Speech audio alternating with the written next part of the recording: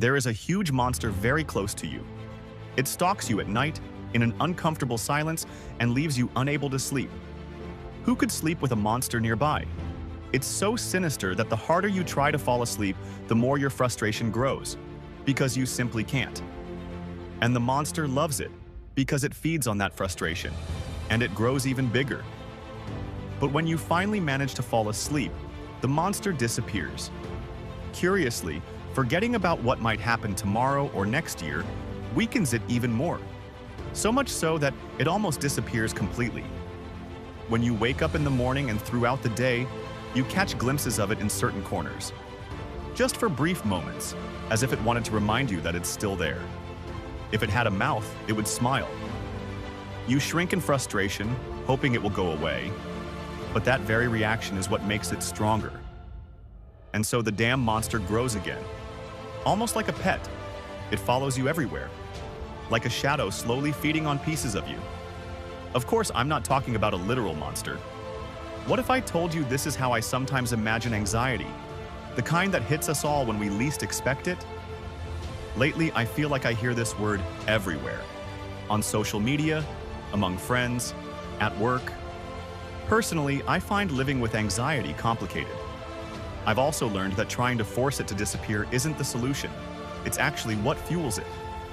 What feeds anxiety the most is our stubborn insistence on living in the future. Suddenly, today has lost its importance, even though it's the only place where we actually live. What will happen tomorrow, how we'll get there, how long it will take, that seems to be the new present for many people. And without a doubt, that is anxiety's favorite meal. What's most incredible is that, as the Stoics say, we forget something essential. We don't know if there will even be a tomorrow. Memento Mori. Remember that you will die.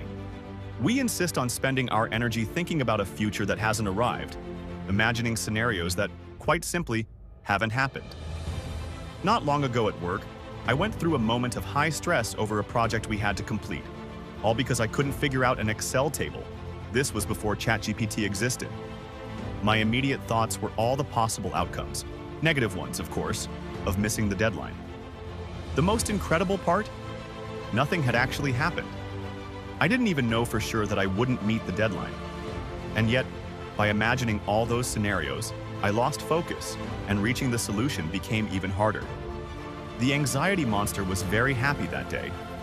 Yes, I didn't meet the deadline, but I didn't die, and I didn't get fired.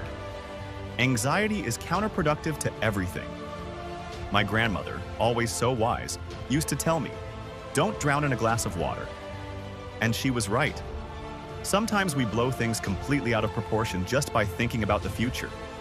We turn everything into an ocean, when in reality, we're still inside a glass of water. That's why I've learned to manage my anxiety better. There are many tools available. Personally, I like meditation because it helps me focus on the present.